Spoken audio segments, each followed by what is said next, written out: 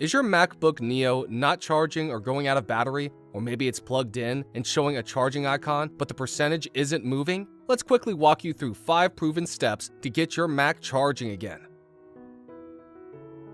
First, we're going to force shutdown and then restart MacBook Neo in case a minor glitch is causing not charging issue. If that didn't solve the charging issue, a faulty AC adapter or cable is a very common issue.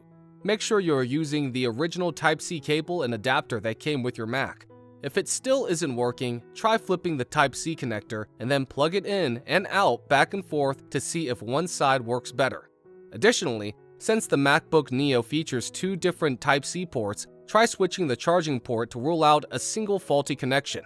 You can also clean the charging ports with a blower, because dust, grime, or debris in your charging port often prevents a solid connection.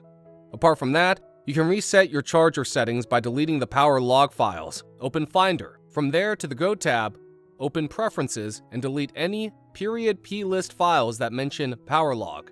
After that, empty your Mac Neo's trash. Unplug and plug in the charger again. It should start charging without any problem. If these steps don't work, you likely have a hardware failure that requires a professional port or battery replacement. Thanks for your time.